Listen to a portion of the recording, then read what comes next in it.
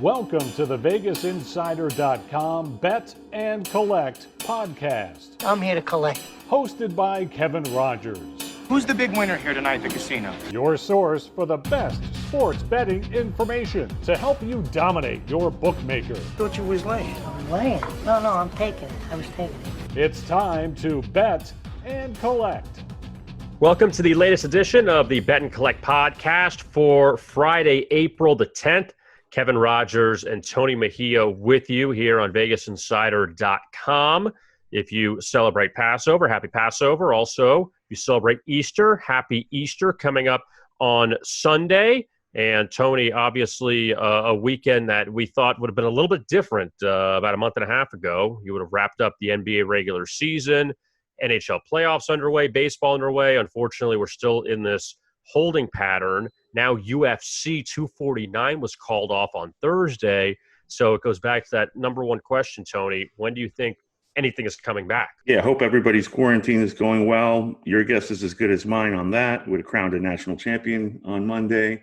Masters would have been going on right now. So a lot of what ifs out there, including where we're going. Find more about that in the next couple of weeks. So I would think if things are still looking up, if the curve's being flattened by the time late April rolls around, then we might see some action with these leagues trying to ramp up and get up to speed by June. And that's what everybody's hoping for. But again, we're not quite there yet. Yeah, and with college football, they released win totals at Caesars. We'll get to in just a moment for the upcoming season. I've seen so many things, Tony, as far as when the college football season would start, whether or not it would actually begin on time in the fall, if it started in October, if they played in the spring. And from, every indication, I'm sure all of these athletic departments are doing anything they can to get the college football season going, just because of the money that it generates for all of these athletic departments across the entire country. So they definitely want to wait till the last possible second to cancel if they had to. Right. I mean, football funds everything else, and everybody knows that. It's just going to be interesting to see how the preparation for a conventional season would work, because if there are any delays, then that throws everything off. Obviously, Mike Gundy wants to play, and we have a lot of people in that vein that will want to get back out there and tell these kids that they've been on a quarantine vacation and start. I don't think they would do 2-a-days anymore, but I think they'd want to work the lethargic state of everybody out in those early practices. And we'll just see, if we do start on time and have a conventional season, those early games will be warm-up scrimmages even more so than they normally are. I find it interesting, too, that the possibility of waiting until the spring, that if you had that, and these kids are still in school, so it's not like they're, you're taking away from their summer, but at the same time, they would have been expected to get ready for the NFL for those that are getting ready to go to the NFL draft. So that would be an interesting change, and also going opposite college basketball. And the one positive is you don't have to worry about really securing these college football stadiums because no one's playing in them in the springtime. But I still think that, again, they're going to do whatever they can. That if they do not have a season this year, when you look at the likes of all of these, you could say from Texas to Ohio State to even the smaller conferences, that this will destroy them if they just don't play this season. Right. I think a lot of that comes down to what kind of tests we have at that point. And at that point would be early to mid-July, where these players start reporting to these early training camps before even enrollment in school. That's, I think, the big holdup. We all hope that by the time late August rolls around and these seasons are set to start, we've got a clear idea of where we're headed with this pandemic. But it's the 6 weeks before that where everybody's practicing and sweating on top of one another, that you don't want to see any relapses of people getting sick. And I think that's the big holdup in whether both college and NFL will start on time. Let's take a look at some of these numbers now from Caesars that they released earlier in the week as far as college win totals go. We're not going to go over best bets in this episode. We'll wait a little bit just to throw the numbers out in case you have not heard them yet, and some of the highlights, at least starting In the Southeastern Conference, Alabama over 10.5, minus 145. And remember, they lose Tua to the NFL. They lose Jerry Jeudy, their top receiver. So Alabama, again, has got to reload, as they always try to do. Defending national champion LSU, they're at 9 wins, and it's shaded towards the under at minus 130. Of course, Joe Burrow, the Heisman Trophy winner, he's headed to the NFL, so you'd expect LSU to take a step back. Florida is at 10 and minus 135 for the over. And also another high number in the SEC is Texas A&M at 9.5, but that's shaded towards the under of 155. As far as some of those early numbers, and even Auburn, throw that one out for you too at 8.5 over minus 190. That you do have several new quarterbacks taking over inside the SEC this year. Right, and I think Alabama, obviously, they replaced Tua late last season because of his injury. But that number at 10.5, you could go both ways on it. I think the defense will be improved. They do have some experience returning at quarterback. 10.5, obviously a big number, but they haven't had seasons where they've lost 2 games in a season in consecutive seasons. That's happened once in the last 12 years. I mean, that's how dominant that university has been under Saban. Florida, to me, I think being chalked to go over 10, I don't like that. We'll see if Kyle Trask holds on to that job with Felipe Franks healthy again. Either way, I'd be on under 10, getting a return rate of plus 115. And taking a look now, Tony, at the ACC, and obviously the one team to keep an eye on is the Clemson Tigers, who lost in the national championship to LSU, but they do return Trevor Lawrence as their quarterback. They're over 11.5, minus 120, so you're basically saying they're going to go undefeated.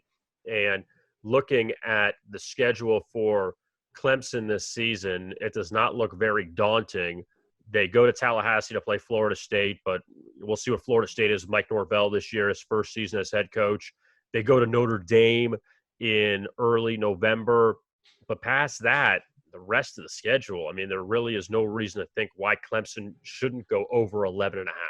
Right, and I think that's why Trevor Lawrence should be your Heisman favorite. I know Justin Fields is favored in some books and some other shops at they're co-favorites. To me, I think it's Lawrence just because of the ease that Clemson should have in getting through the ACC unscathed. You get to late December and Lawrence has had even a decent season by his standards. He should be the Heisman favorite. But you saw Wake Forest lose their quarterback, ends up transferring to Georgia, where he should be in the mix to start there.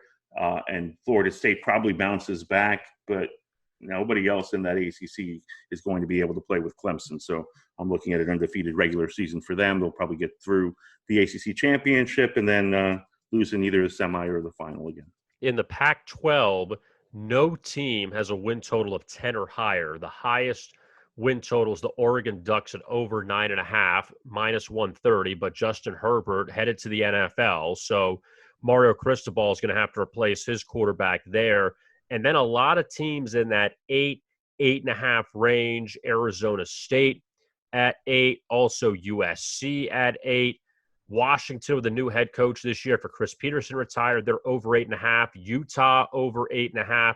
So you have a lot of interesting numbers there. And we know, Tony, the last few years, the Pac-12 has been pretty much an even conference. Right. Utah loses a lot, too. A lot of talented players going pro and exhausting their eligibility. But I trust Kyle Whittingham, so I'm not going to say that the under is the play there. I do think that Washington's going to have a hard time replacing Peterson. I mean, he's a heck of a coach. They had a couple of down seasons by their standards.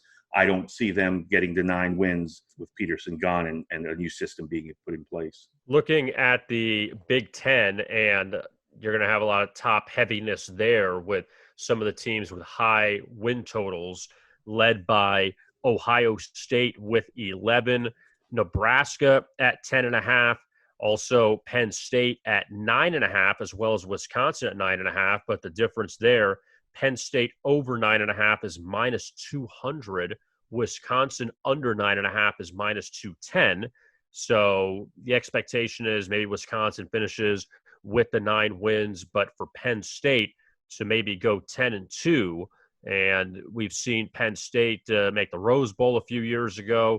But again, for them, they've had not ups and downs because they've been successful under James Franklin, but it's just about getting over the hump necessarily, where it's been tough when Ohio State's been ruling the conference. No, that's true, but numbers wise at FanDuel, Penn State over 9.5 at -200. You clearly see what the expectation is there. The two numbers that jump out to me the most: Nebraska.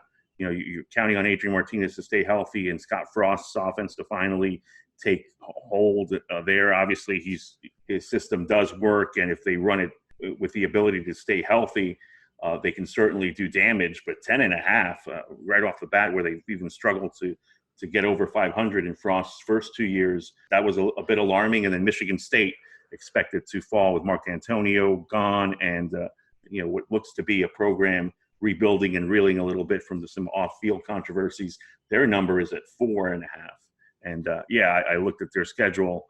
Based on what Michigan State has coming back, I don't see them getting 5 wins. And finally, in the Big 12, Oklahoma at 10, but the under -210. So we'll see what Oklahoma has. They have a new quarterback this year with Jalen Hurts, now done with his only season with the Sooners. And Texas at 9, they have Sam Ehlinger back as their quarterback, but the under of -150. And besides that, Tony, you have Oklahoma State at 8.5, and they have their quarterback and their top running back returning. And even Baylor now with Matt Rule gone to the NFL, they're over of 7.5. So the Big 12, you have some teams there towards the bottom. West Virginia at 5.5, Texas Tech at 6. But see what Oklahoma can do. And now can Lincoln Riley do it again with another quarterback? Right. Spencer Rattler of QB1 fame is expected to be the starter there if things go the way he wants, to follow in the lineage of Baker Mayfield and Kyler Murray, and then obviously last year Jalen Hurts.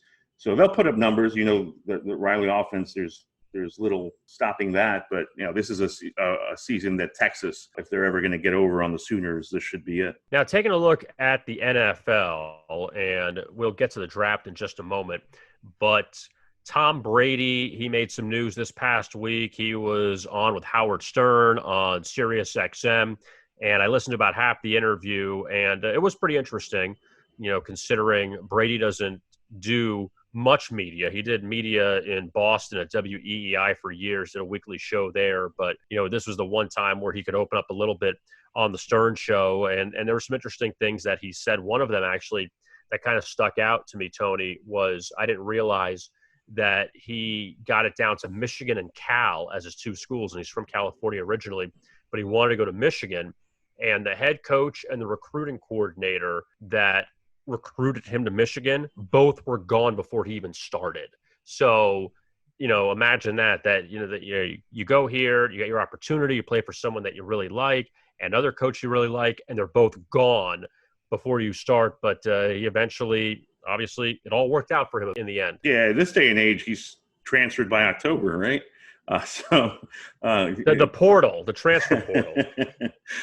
Right. So, a different time, and certainly a credit to his perseverance. Tom Brady, just to get to an odds perspective on him, that FanDuel actually released a prop that since Tampa Bay and New England each have 9 wins as their win total for the season, you can pick which team will have more wins between the two, -110 each way. So, obviously, if you think Tampa Bay is going to win more than New England, then you take them. And the flip side with the Patriots, I said a few weeks ago, Tony, when this whole thing happened, that I wasn't really sure how far Tampa Bay would go with Brady, just because of his age, even though he does have, it seems like, better weapons now in Tampa. I don't know if he hits the reset button, it feels a little refreshed now after all those years in New England. But on the flip side with the Patriots, though, I don't know how much I trust them at this moment when I don't know who their starting quarterback is.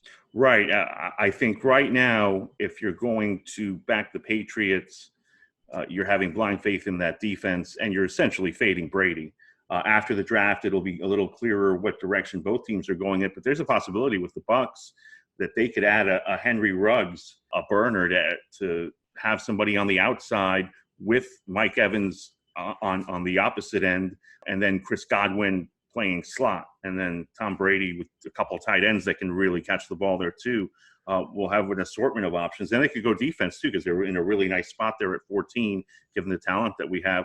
The Bucs, I think, are in a spot to win 10 games if they can avoid injuries and Brady plays well. And also, as far as their schedule goes, they play one road game against a team that made the playoffs last year, and that's New Orleans, who is always going to be tough, and the Superdome is always a tough place to play. But they do draw a couple playoff teams from last year at home. We know Carolina is in a I don't want to call it rebuilding. I'll call it transition year with Matt Rule now to coach. The Falcons, we're not sure if they're going to take that momentum from the end of last year and become a playoff threat this year. So Atlanta's a little bit of a question mark. And when you look at the Patriots, we know the Dolphins, if they get Tua, that will change things. But I don't know if he starts off out of the gate. And also with the Jets, they're still a mess at times. Buffalo seems like the biggest threat to New England in that division. But again, when I look at that AFC, Tony, New England's not better than Baltimore. They're not better than Kansas City right now. So if you're lucky, you're the third best team in the AFC. But also Lamar Jackson, we don't know if he's going to duplicate what he did last year with the Ravens. We know Mahomes is a star. Who's the Patriots quarterback? And that's where the big question is. But also with these other teams in the AFC, you say, do you trust Tannehill again with Tennessee? Does Phillip Rivers have enough with the Colts? And the AFC West, Derek Carr and Tyrod Taylor, assuming he's the quarterback of the Chargers, and Drew Lock with the Broncos. There's not a lot of great quarterbacks in the AFC right now. Right, and I think with New England, that first burst of 4 or 5 games and whatever rough spot they hit, because you assume that that's going to be coming if everything works out conventionally in either September or October. How do they overcome that? And you've had Brady there for 2 decades. I mean, there's going to be a factor that you haven't seen before in terms of potentially avoid a leadership, although you don't anticipate that with Belichick there. But you do have to have a situation where you name a quarterback, he's got to stay healthy, because otherwise you're going with an unproven backup, regardless of who it is. We're less than 2 weeks away from the NFL draft, and they're going to do the draft virtually on Zoom or on Skype or whatever, and it's going to be funny because we've never seen something like this before, and such a shift because there was this huge party going to happen in Vegas, and they were going to bring these players in. It would have been a boat taking the players as soon as they're drafted via a little ferry right outside the Bellagio with the famous fountains up to the stage where they would have been introduced and shaking Roger Goodell's hands. Now, obviously, nobody's shaking hands. So that's all out the window, and you have to be aware of Zoom pirates, assuming that they do this draft, broadcast it based on what's going on with these recording devices that we're all using now. Yeah, it's going to be – it went from one party we had never seen to something that I really believe is must-see TV now, that watching this and seeing how these teams have to operate all online where, look, maybe I'm overstepping boundaries here, but these teams do this every single year. They have all their preparation. Don't be afraid of, who you want. It's not like the Bengals are number one and all of a sudden they're going to get all screwed up with their Wi-Fi line and not know or not get the pick in. So that's where I'm like, come on. I think there has to be, though, some trepidation that something will go wrong, and you have to have the deals that you would ordinarily make on the fly somewhat done and talked about going in. So, for instance, if you're the Dolphins and you want to play this misinformation game that seems to be starting up regarding Tua and what their asking price is going to be, if they are moving up to 3 to take him ahead of the Chargers are that interested. That all has to be ironed out before the draft, as opposed to, okay, last second, gun to my head, I'm going to make this move. Oh, wait, now I have to make the pick, and the internet better not lag. There's got to be like a backup phone line. There's got to be like a right. Texting. There's got to be something. Texting Goodell, Tua, Dolphins, do something like that. The latest draft odds from FanDuel, Joe Burrow's at minus 7,000 to be the number one pick of the draft. Now, again, we're assuming number one by the Bengals if they don't trade out of it. But Joe Burrow is by far the favorite. And then Chase Young out of Ohio State is plus 1,500. Then Tua is at plus 2,000 to be the number one pick, and Justin Herbert at plus 5,000 from Oregon. Now, Tony, you just wrote a piece for VegasInsider.com, a mock draft. What's the latest that you're seeing or that you're thinking? I think the draft begins with Tua. The Redskins can certainly make things interesting by putting that number 2 pick up for grabs, but I think they'll happily draft Chase Young. They're starting the Ron Rivera regime there, and you take the best defensive player, and that's really the strength of that team, is that front four. So if you're going to add to that and be competitive early, adding Chase Young there certainly doesn't hurt. So I think the draft starts at 3. We'll see what the Lions do, how interested the Dolphins are into it, ultimately move up ahead of a team like the Chargers, who also needs a quarterback. And I think that mock draft will change over the next couple of weeks as we approach the draft, but it's up there, for the purposes of betting on all these props. And certainly there are many of them. I ended up with, I believe, 16 SEC players in my first round, with a potential for 17. So I'm in on the over on that prop that's available at FanDuel for 15.5 SEC players taken. Certainly think we'll get a record set, but 15 doesn't get you a win on that prop. So it's got to be 16 or over. So you think that Tua goes 3rd, but that the Dolphins will trade with Detroit to get Tua? Correct. I think that at this point, Detroit is in a very strong position. They want Jeff Okudah, the corner out of Ohio State, and would have him there at 5 if they make that move. And then the Dolphins have obviously another first-round pick that they can trade, and certainly have the means, even without dealing another first-rounder, to move up and get into that spot at 3 and secure the services of Tua. I think more so than Justin Herbert, but if they are legitimately concerned about Tua's wrist or his injury history, then potentially it's Herbert who goes 3rd. But I think the Dolphins have to get their quarterback here. Waiting another season, especially with them having already tanked and playing so well in December, with the money that they've spent on that defense this summer, I think that the Dolphins look like a 7-win team with Fitzpatrick there. So trying to wait to see if they can get Trevor Lawrence in the next draft, probably not feasible. You got to pull the trigger now. Quickly on Justin Herbert, because I feel like we haven't talked about him. It's been about Burrow, who's been talked about for months, and then Tua, obviously. But this is an interesting situation with the Chargers because they have Drew Brees. He's their guy for a bit. Then he walks because they get Phillip Rivers. And Phillip Rivers is the quarterback for the Chargers for nearly 15 years. And look, he's at the end of the line. He ends up going to the Colts.